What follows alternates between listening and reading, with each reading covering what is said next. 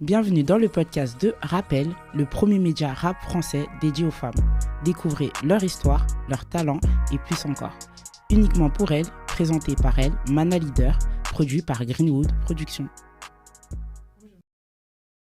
Bonjour Laïs. Bonjour. Comment tu vas? Ça va et toi? Ouais, ça va.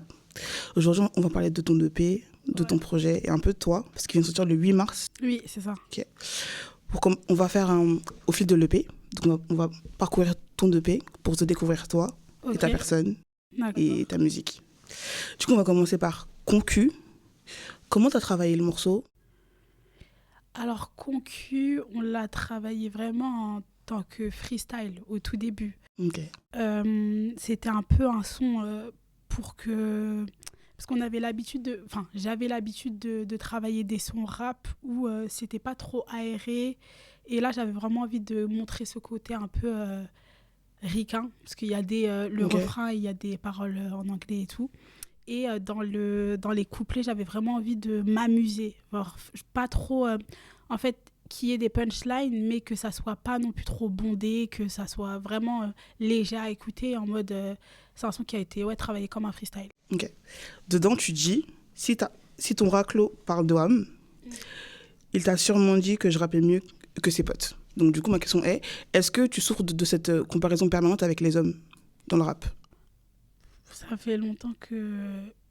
Je trouve que je souffre pas de comparaison parce que j'ai pas été confrontée... C'est pas la chose principale qui me saoule, en fait. Genre, je saurais pas quoi dire dessus exactement, mais je suis en train de réfléchir comment... Est-ce que...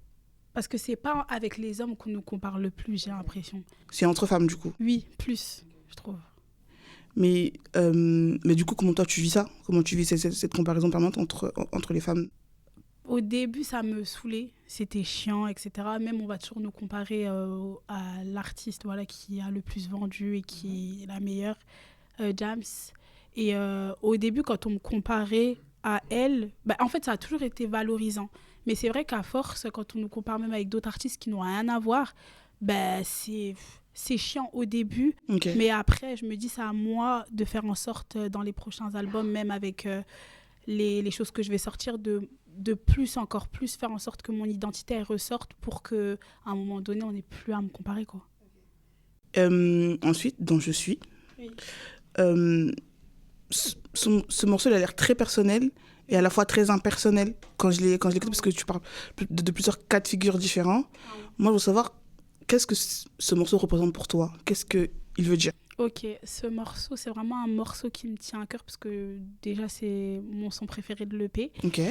Et à côté de ça, j'avais vraiment envie, comme tu as dit, ce côté-là où il est personnel parce que je parle de choses fortes et on sent que ça me touche, mais c'est pas forcément des choses que j'ai vécues, mais c'est des choses que... C'est comme si je les avais vécues parce que c'est par exemple, ça peut venir de certains proches, etc. Donc vraiment, j'avais vraiment envie de montrer à toutes ces personnes-là, même des personnes qui me connaissent pas, que, en gros, je pense à elles et que je suis dans la compassion dans ce qu'elles vivent et que j'ai envie de les représenter dans mes paroles. Et voilà. À un moment donné, dedans, tu dis... Sache que l'épée de Damoclès me fait plus peur qu'une carabine. Oui. Du coup, ma question elle est simple. Est-ce que tu as l'impression de ne pas avoir droit à l'erreur? Je pense, oui, en tant que meuf, oui. On va beaucoup plus être critiqué. Quand tu es une meuf, on va beaucoup être plus pointilleux dans les remarques qu'on va te faire. On va vraiment regarder tous les détails possibles et j'ai l'impression qu'on va chercher à tout prix quelque chose qui ne va pas. Voilà, plus quand tu es une meuf que quand tu es un gars. Mais je pense que c'est parce qu'on n'a pas l'habitude de voir des femmes. On a moins l'habitude de voir des femmes qui rappent que des hommes. Okay. Donc, on va chercher peut-être des fois quelque chose qui ne va pas, mais après, ce n'est pas une fin en soi, quoi. Mais comment toi, tu vis ça? En vrai, il y a des choses peut-être des choses pas normales, auxquelles j'ai été habituée. Parce que je vais pas me plaindre. Si je dois me plaindre surtout, j'arrête, tu vois. Donc, j'ai décidé de faire ça. J'ai décidé de me mettre dans le rap, ça fait longtemps. Et je suis plus Ça fait 8 ans, non? Ouais, j'ai commencé en 2014, je crois. Ouais, parce que je voyais tes vidéos sur Facebook de base. Ouais, je me rappelle. Ah ouais, tu suis depuis longtemps, du coup. Très, très longtemps. Ah, trop bien.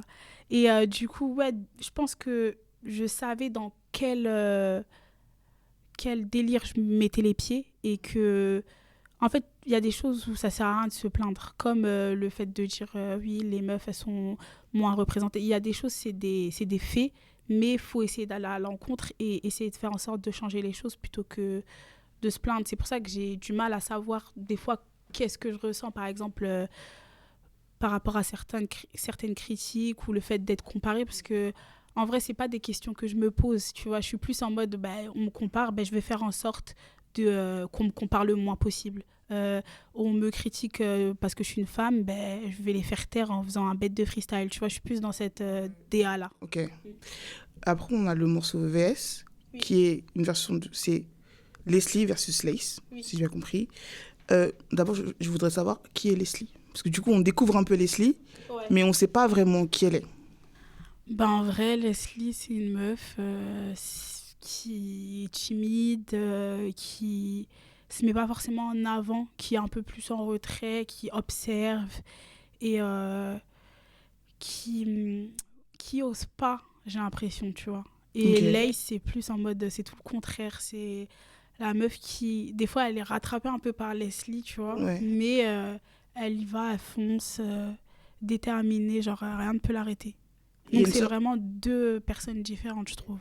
Mais il y a une sorte de dualité qui est en permanence, du coup. Ouais, en permanence, mais je trouve qu'avec le temps, j'ai réussi à travailler ça et à faire en sorte que des fois, ma réelle personne, elle soit en retrait et que je laisse un peu de liberté à mon côté artistique. Et maintenant, j'ai plus de facilité à contrôler tout ça. Tu as parlé de timidité. Est-ce que du coup, le rap, ça t'a permis de vaincre ta timidité? Ou bien de la mettre un peu de côté? Oui, de la mettre un peu de côté parce que quand tu es sur scène, tu ne veux pas faire la timide sur scène, genre. Donc quand je suis sur scène, en fait, même moi, quand je re-regarde, par exemple, quand on me filme et que je vois des images sur scène, je me dis, c'est une dinguerie. Et vraiment, cette dualité et ce changement d'état, même moi, encore aujourd'hui, je me dis, c'est fou. Et ça m'a permis beaucoup de choses, le rap en général. Donc, à vaincre ma timidité, mais aussi à pouvoir m'exprimer sur des choses que je gardais en moi, en fait. Donc, c'est vraiment important. Du coup, ça serait comme si Laze permettait à Leslie de s'exprimer sans avoir à se montrer. Voilà. Genre, moi, je peux garder mon caractère un peu après. Voilà, j'essaie d'être moins timide. J'essaie de travailler sur certains traits de mon caractère. Mais c'est vrai que dans la vie de tous les jours, si j'ai envie de rester timide ou j'ai envie de rester un peu en retrait ou un peu effacée, je peux. Parce que je sais que derrière, si j'ai envie de faire un son et un freestyle et passer en radio, rapper, kicker, je peux, tu vois, sans être Leslie.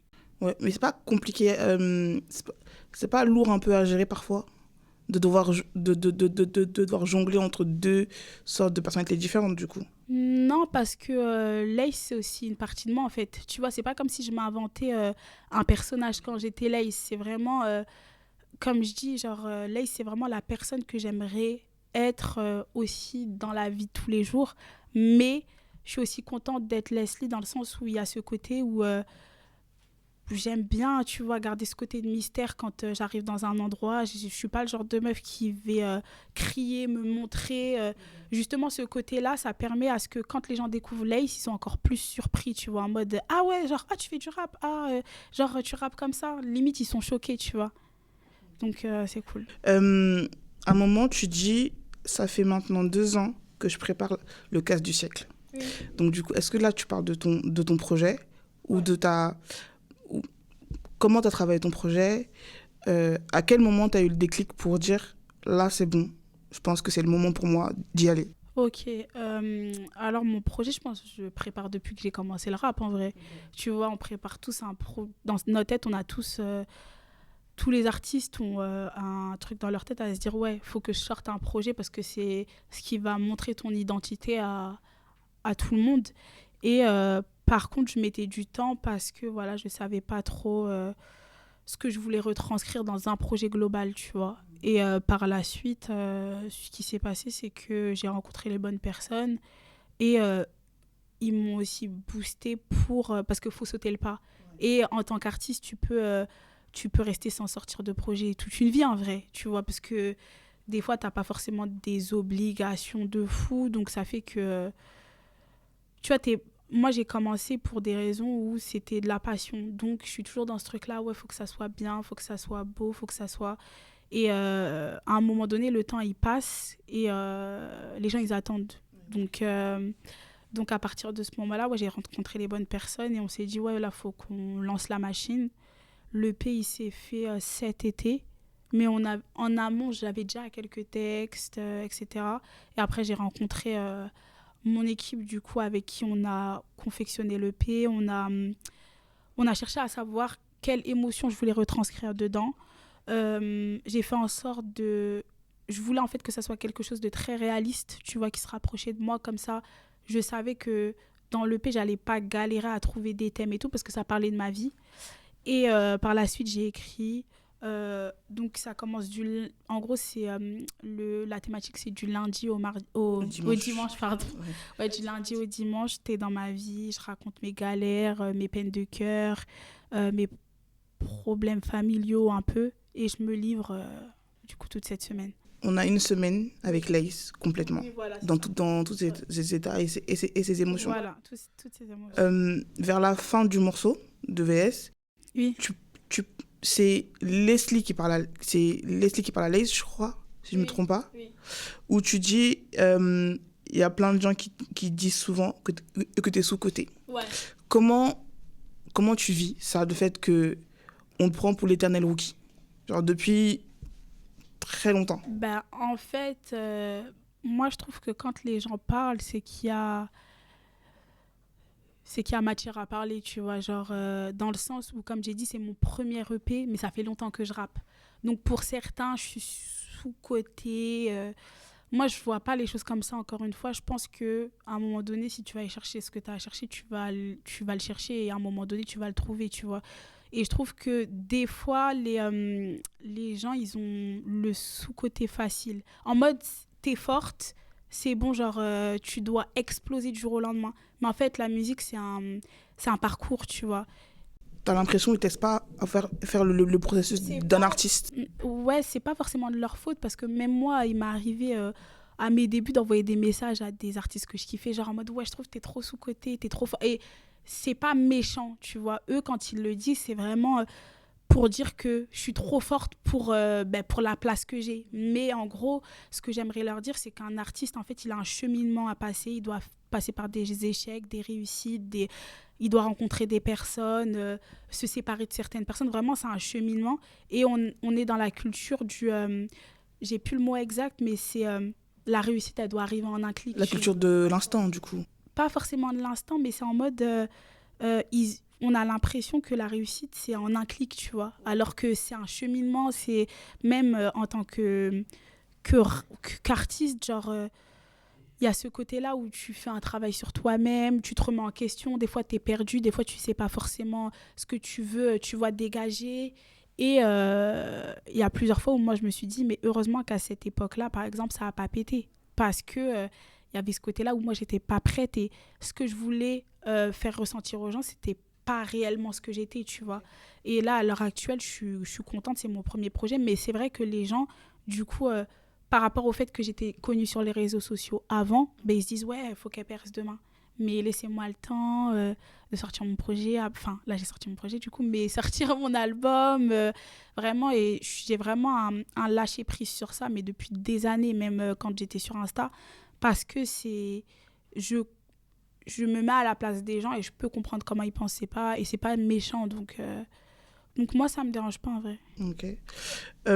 Après on a du coup le lundi, rêve ou réalité, et à un moment dans le morceau tu parles de nouvelle école et tu dis j'ai rêvé d'être sur Netflix, mais ce rêve a des côtés sombres. Oui. Du coup comment déjà t'es arrivé dans nouvelle école et comment t'as vécu l'aventure? Je suis arrivée tout simplement parce qu'on m'a contactée sur les réseaux.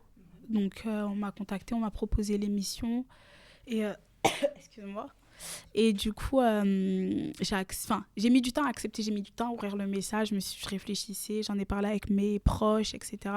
Pourquoi tu voulais pas y aller au départ? Ouais, de base, non. Genre, je me disais, ouais, je sais pas, je voyais pas ça comme quelque chose que je voulais forcément faire. C'était pas forcément dans mes projets. Et du coup, par la suite, j'ai parlé avec une amie à moi et elle m'a dit, mais il faut que tu le fasses. Genre, là, c'est pour toi, là, cette émission. Et du coup, ouais, je me suis dit, vas-y, let's go, j'ai répondu. Et le casting, etc., il a mis du temps parce que même si ils m'ont contacté, il fallait que je passe des étapes, il fallait que je rencontre les gens et tout. Et après, il y a eu le Covid. Donc, ça fait que ça a été repoussé. Vous êtes tourné avant Covid? Non, ça a été repoussé du coup. Ils m'ont contacté avant le Covid, ça a été repoussé. Et ensuite, je pense 1 an après, on a fait les auditions, etc. Comment t'as vécu l'aventure, toi? Je l'ai bien vécu. En vrai, c'était une bête d'aventure. Malgré ce qu'on voit, tu vois, à l'image, genre, pour moi, c'est l'une des meilleures expériences que j'ai eues, franchement, dans la musique. Mais du coup, comment t'as vécu l'après? Parce que du coup, il y a eu le moment où t'as tourné, ouais. Il y a eu le moment de la diffusion, ouais. Et il y a eu l'après-diffusion. Oui. Comment t'as vécu l'après-diffusion? Parce que je me rappelle qu'à ce moment-là, tout le monde parlait de toi. Ouais, de ouf. L'après-diffusion, j'avoue, j'ai mal vécu dans le sens où, ouais, ça parlait trop, en fait, dans mes oreilles. Ça parlait trop et j'ai pas l'habitude de pas contrôler, tu vois, quand je faisais mes freestyles, j'appuie sur play, j'appuie sur pause, tu vois. Là, c'est vraiment mon image, elle était vraiment, c'était moi sous toutes les formes. Et c'est vrai que j'avais pas l'habitude de montrer vraiment sous certains jours. Et du coup, il y avait beaucoup de critiques et j'étais pas habituée à ça. Parce que sur les réseaux, moi, de base, même à l'ancienne sur Twitter, genre, j'ai l'impression qu'on me critiquait jamais. Non, il y avait que des bons retours. Tout le temps. Genre, H24, que des bons retours. Même quand moi, j'ai commencé à mettre mes vidéos sur Twitter, moi, je m'attendais à ce qu'on m'insulte. Et je voyais en mode, oh, c'est lourd. Je me disais, mais c'est quand que vous m'insultez, en fait? Tu voulais... Ouais, je me disais, c'est trop bizarre. Et du coup, là, avec l'émission, ça m'a fait un électrochoc. Genre, j'étais choquée. Ah, parce que du coup, t'as eu affaire aux deux pendants. Ceux qui étaient... Ok, genre ouais. C'est lourd et tout. Ouais. C'est que t'es en mode, ouais. Alors, et c'était pas... Après, ce qui m'a rassurée, c'est que c'était pas... Ils me critiquaient pas sur ma manière de rapper, tu vois. J'ai jamais eu quelqu'un qui m'a dit, ouais, tu rappes mal ou quoi. Mais c'était plus sur ma personne, genre, ouais, pleure trop. Alors que c'est des personnes qui... Voilà, ils étaient pas dans l'émission, ils savaient pas comment... Ils voyaient pas les dessous. Donc, ça fait que... Et moi, je suis pas le genre de meuf dans les dramas... à aller sur les réseaux et dire ouais mais vous saviez pas comment ça se passait réellement, je m'en fous, genre si les gens pensent avoir leur vérité, vas-y, je les laisse, ce genre de meuf. Et du coup j'ai été obligée de laisser passer, moi de mon côté, de reprendre des forces parce que quand tu as beaucoup d'exposition, faut savoir qu'il y a aussi beaucoup de remises en question. Moi j'avais pas encore d'équipe réelle à ce moment-là, donc fallait que je me trouve une équipe. Fallait que je continue pas à sortir des sons, mais à faire des sons du moins.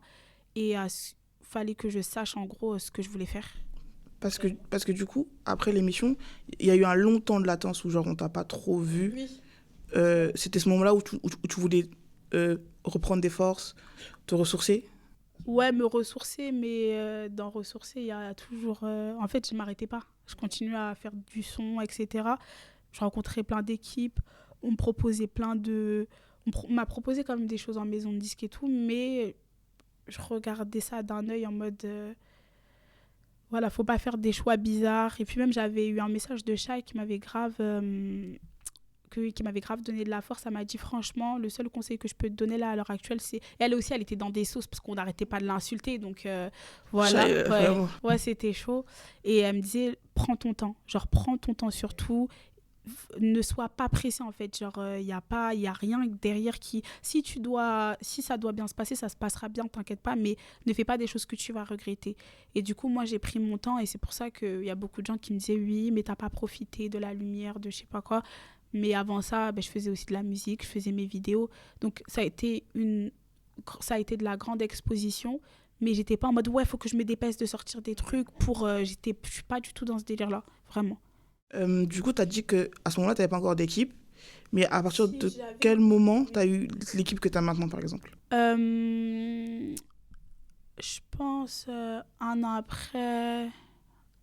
1 an et demi après Nouvelle École. Hein. Franchement, longtemps après quand même. Hein, ouais, ça a pris du temps. Ouais. Ça a pris du temps. Après, j'ai travaillé avec des gens. J'avais carrément terminé un EP, mais je ne l'ai pas sorti, Dieu merci, parce que, encore une fois, genre, moi, je suis vraiment pas dans le délire où... En fait, quand humainement, ça passe pas, tu sais que la musique, en gros, tu vas... Elle sera pas comme tu veux. Oui, voilà. Et en plus de ça, dans la musique, quand tu travailles avec des gens où la vibe, elle est pas non plus ouf, à un moment donné, c'est compliqué. Donc, j'avais pas envie d'entrer dans ce délire-là. J'ai laissé tomber.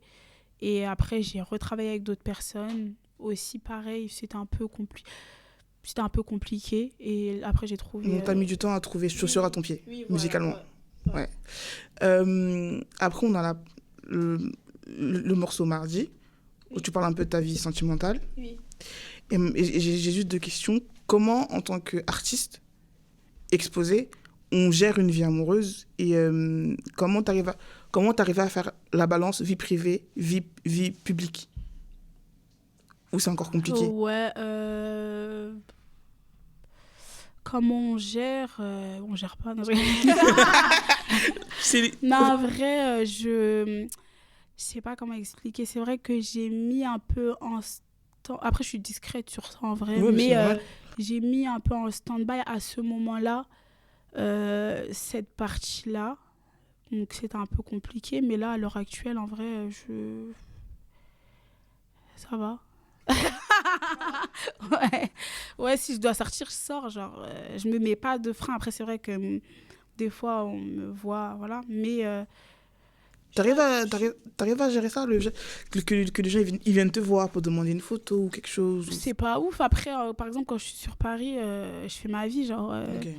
C'est vrai que pendant l'émission, c'était abusé. Genre, après la diffusion, c'était un truc de ouf. Genre, même quand t'allais dans des endroits, ben, on te prenait en photo et tout. Ouais. Même dans le train. Mais après, c'est passé. Moi, je suis une meuf, je m'en fous. Donc, je fais ma vie. On va pas venir me calculer. Genre, je passe... Des fois, je pense qu'il y a des gens, ils me reconnaissent, mais ils viennent pas forcément. Donc, je peux faire ma vie. Je suis pas Beyoncé, quoi. Pas encore. Pas encore. On sait pas. Après, on a le morceau Mercredi. Oui. Où tu dis, je peux pas gâcher mes chances. Oui. Et moi, j'ai ressenti dans ce morceau beaucoup de détermination. Oui. Et d'où elle vient? Qu'est-ce qui a nourri ta détermination? Ma détermination, déjà mes proches, mes objectifs. Genre, je me dis, je suis quand même loin sur le chemin pour faire demi-tour. Et même, je me vois pas, en fait, me dire, ouais, je vais stopper ou autre. Je suis quelqu'un, je trouve, de très... comment on dit j'ai pas le mot. Compétitive. Ouais, je suis grave dans la compétition, même si ça se voit pas de ouf. Mais je suis grave une meuf, je vais être la meilleure. Genre, dans tout ce que je fais, je veux que ça soit propre. Et j'ai quand même une famille qui me dit la vérité. Et même une équipe, tu vois, genre, quand il y a des trucs nuls, c'est nul. Quand il y a des trucs bien, c'est bien. Mais je suis dans le côté où, vas-y, faut que, par exemple, quand j'écris, il faut que ça soit bien écrit. Faut qu'on ait le moins de choses à dire sur moi et que moi, quand je m'écoute, je me dis « Ah, c'est lourd ». Et des fois, il y a même des freestyles de moi que j'avais archivé, que je vais voir sur Insta et tout, que j'écoute. Et je me dis déjà, à l'époque, franchement, je kiffais quand même. Je trouve que j'ai toujours fait attention à l'écriture et ça, pour moi, c'est un truc où je suis vraiment contente, je suis fière de moi sur ce côté-là parce que je me dis, j'aurais pu, tu vois, à certains moments écrire n'importe quoi ou autre, mais ça a toujours été mon moteur et j'ai toujours voulu bien écrire, bien faire les choses. Et ouais, je vais être la meilleure, donc normal que j'ai ce côté-là de détermination. Ok, super. Ouais, super. Après, on a le morceau Jeudi, FTC. Oui. Qui est un très très beau clip d'ailleurs. Ah, merci. Dedans, tu dis depuis le cercle, j'ai des ex. Moi, c'est. Là, je vais parler de garçons, je vais parler de rang dans le cercle. Parce que la plupart du grand public ou du public un peu rap, t'as connu sur Rentre dans le cercle. Ouais. Avec tes sons, ça fait quand même quelques années maintenant. Ouais. Comment t'as vécu. Ouais, voilà. Comment t'as vécu l'aventure? Comment t'as vécu. Le cercle? Ouais, le cercle. Franchement, j'étais avec mon frère déjà, et mon frère, il est grave en mode grave derrière moi, il est trop content que... En fait, mon frère, il regarde le milieu du rap, vraiment, il est grave à fond. Donc, en fait, lui, c'était... Limite, il vivait les rêves avec moi. Genre, les trucs que je voulais atteindre, il les vivait en même temps que moi. Donc, moi, j'étais moins consciente à cette époque-là de ce qui se passait. Parce que le cercle, à cette époque-là, c'était ouf. C'était Fiasco, l'émission. Moi, je l'écoutais de fou. Et le fait qu'il me... En fait, le fait de le faire, ben, t'es pas dans l'euphorie, par exemple. T'es plus dans, là, faut que je tue tout. Donc, mais lui, mon frère, de son côté, il était plus en mode, non, mais là, t'as une chance de fou et tout. Il était plus euphorique, plus content. Et le fait d'avoir ces personnes-là autour de moi, ça m'a pas empêché de pas stresser. Hein. J'étais stressée. Juste avant, je savais pas quoi faire. Genre, je me suis dit, mais dans quoi je me suis mise? Super sûre de toi. Ah bon? Quand on voit les images. Oui, quand je rappe. Mais Leslie, avant, elle était en mode, j'avais envie de me jeter dans les escaliers. Non, c'était grave. Franchement, je me rappelle, je marchais, c'était dans une sorte de hangar. Ouais. Il y avait tous les rappeurs, tous les artistes. Il y en a même un... C'était pas impressionnant un peu? Ah si, de ouf. C'était stressant. Il y a même un artiste qui est venu tout seul, Take Mike, il est venu tout seul avec son chien. Je me disais, mais comment il fait? Genre, moi, mon cœur, il était par terre. Mais quand je suis arrivée, genre, parce qu'en fait, tu pouvais recommencer plusieurs fois à cette époque. Il y a plein de mecs qui ont recommencé. Moi, je me suis dit, faut que ça soit une fois et pas one deux. shot. Ouais, one shot. Et c'est pour ça que j'avais mon portable aussi au début et après. Mais...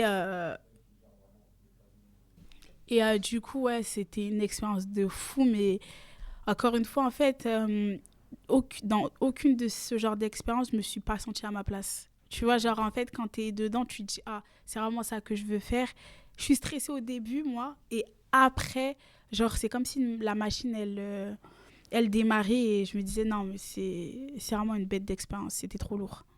Dans le clip de Jeudi, oui. Tu as un ensemble avec le nom de toutes les rappeuses. Oui.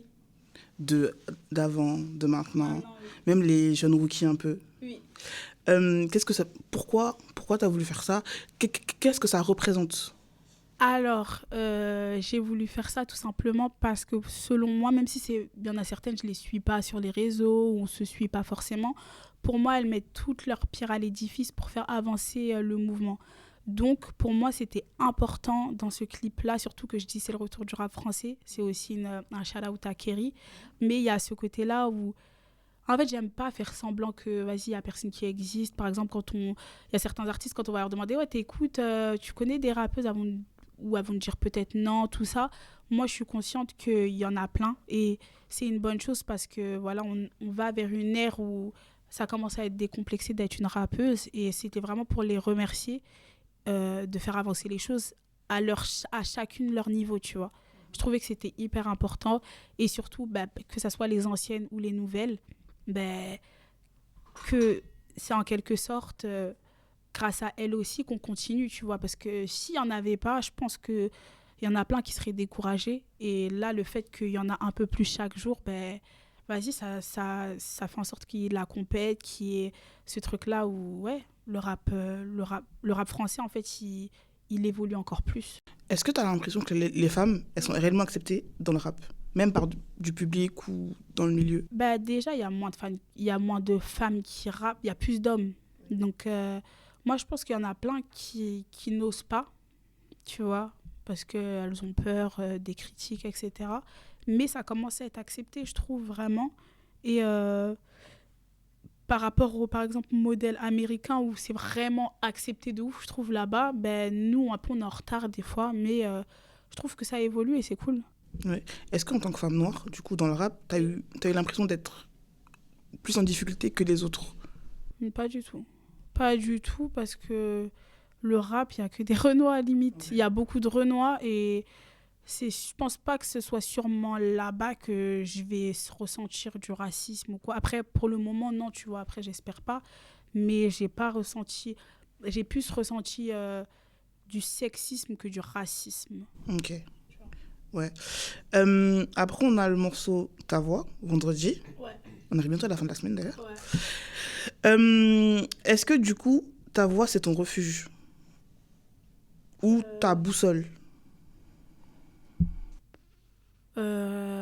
C'est plus un son où je trouve que je me confie, que je parle quand même de mes proches. C'est un son qui m'apaise plutôt. Ouais. Ça m'apaise dans ce que je raconte, dans ce que je dis. C'est un son qui fait du bien, genre quand tu l'écoutes avec un refrain qui est aéré. Et quand je l'ai fait, j'avais vraiment envie qu'il y ait de l'émotion à l'intérieur, en fait. Ok. Ouais. Du coup, on arrive à samedi, malade. À un moment, tu dis, j'essaie de retrouver l'autre partie de mon âme. Ouais. Est-ce que tu as, à un moment donné, pendant ces 8 ans de rap, tu t'es perdu ou tu as eu le sentiment d'être perdu? Le sentiment d'être perdu, peut-être quand tu travailles avec des personnes où vous avez plus forcément la même vision, tu vois. Mais c'est se perdre pour encore mieux se retrouver. Et j'ai l'impression qu'à chaque fois que je me perdais, il y avait comme un électrochoc en moi qui faisait en sorte que je me barre, en fait.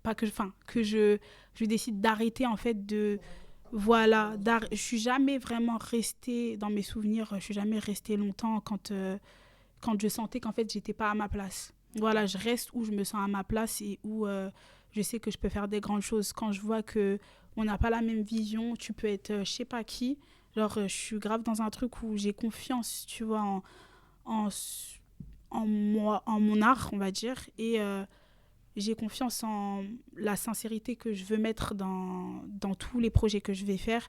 Donc, je ne vais pas me freiner avec des gens qui n'ont pas la même vision que moi. Et toutes les fois où je me sentais perdue, j'ai fait en sorte de... Et des fois, c'est même moi-même, tu vois, je parle des autres là, mais des fois, c'est toi-même. Genre, il y a des remises en question qu'il faut faire sur ta personne, sur ton comportement, des fois. Et je les ai faites. Et je continue à les faire. Ok.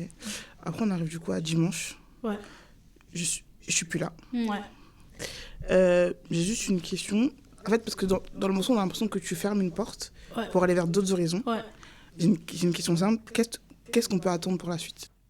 Pour la suite, je pense qu'il y aura ce côté où là, c'était plus... voilà, je parlais de certains problèmes, certaines galères, même avec mon mec qui m'a trompée, par exemple, etc.